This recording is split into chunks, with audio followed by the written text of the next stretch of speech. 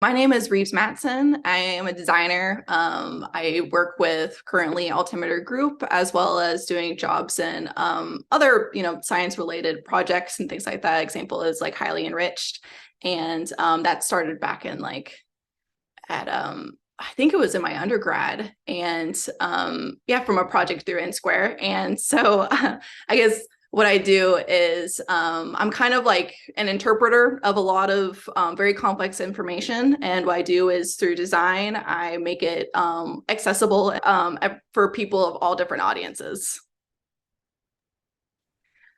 I don't think I am necessarily an expert in anything, and that's what I kind of like about design is my area is a lot of looking at things with a different perspective and a different eye. So it's more of like translation, I would say, is my expertise, but it's also trying to be very aware of the audience, being almost like an advocate for the audience, making sure that whatever is being communicated is applicable to the person who is the viewer or the user of the tool. And so I wouldn't say I'm like an expert in anything like information specific, but I like to keep it where I don't know enough, so I can come in with a different idea or different viewpoint and make sure that the end result is the best for that, or the outcome is best for whoever is receiving it. If I was to give a guest lecture, I think it would be in experimentation, honestly. And I am a big fan of failure. I'm a big fan of you trying something out and testing it, whether it's being like a lo-fi prototype, whether it's also to showing like different ideas and be able to look at a problem, be able to break it into different components, and then from there look at what is necessary to achieve the goal and make it, and see whatever the goal is that will determine whatever tool you're using to achieve that goal. So whether that be, we need to make an app, or we need to make a website, or maybe we need to make an environment, or maybe we need to make a funds campaign or things like that. So I think that's what I would like to do, or I would like to talk about, is largely just trying things out, experimenting, testing, seeing what works, and then from there, and keeping an open mind.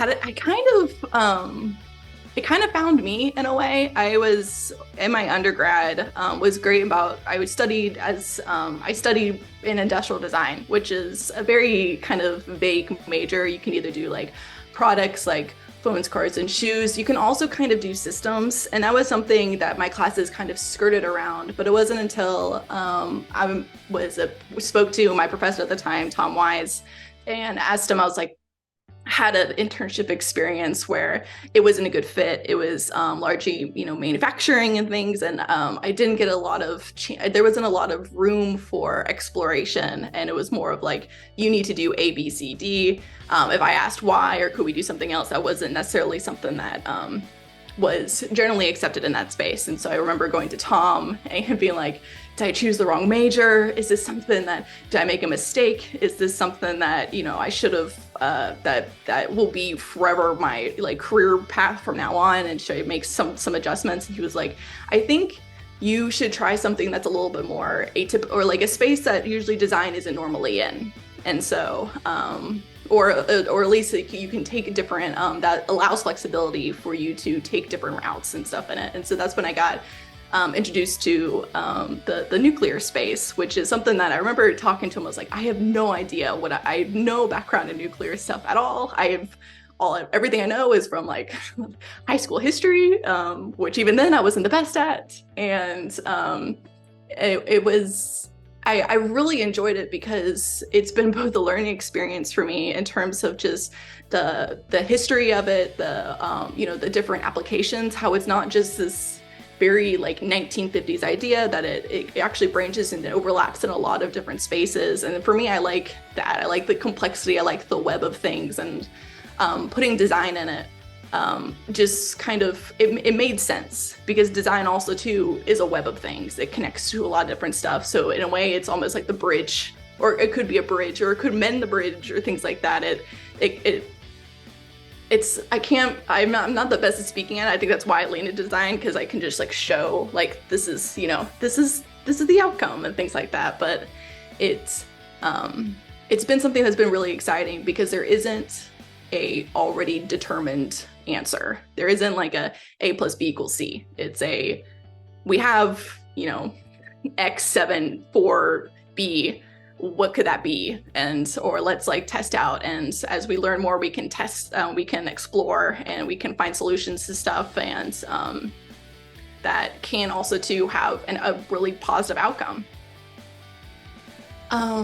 I think what drew me in was first the lack of knowledge that I had in it. I'm very comfortable going into something and being like, I'm very comfortable not knowing things. It's a weird, but generally I'm largely a listener, so I won't talk for a minute. But I remember going in and listening to people from different backgrounds that it also is something that you largely don't hear about as like a thing to go in. Like, people don't talk about nuclear at all, at least in high school. Like, I did not know any of this stuff, and met somebody from like the Department of Energy, and I did an internship in the National Renewable Energy Laboratory a couple of summers back at that point in my life. And it was really cool, like listening and hearing his path. And the more people that I met, I was like, oh, there's some really neat individuals that are doing some really interesting stuff. And this was all during the In Squared Collaborative.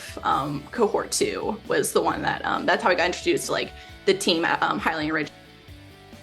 A current issue or trend that concerns me is, I think right now, is the amount of time that we have so much information right now at us. It is anytime that you are trying to show something new or show a different perspective or reframe something, you have a very short window of time for a person to really get hooked and then dive deep.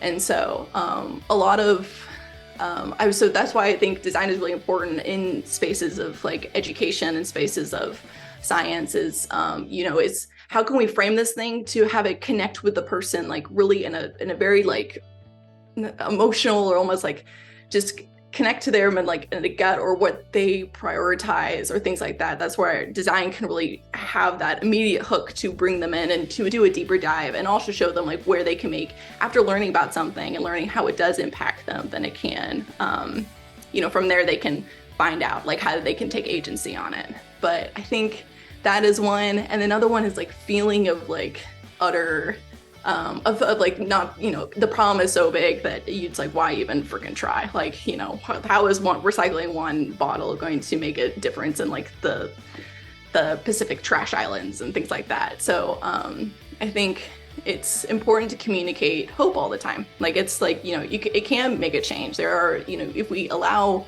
different people to meet, if we allow different connections to be made, different perspectives on to solve a problem, if we allow that space to happen, then we can come up with new solutions and things that could make an impact largely. It's not always one for one. So it's, I guess, yeah, so it's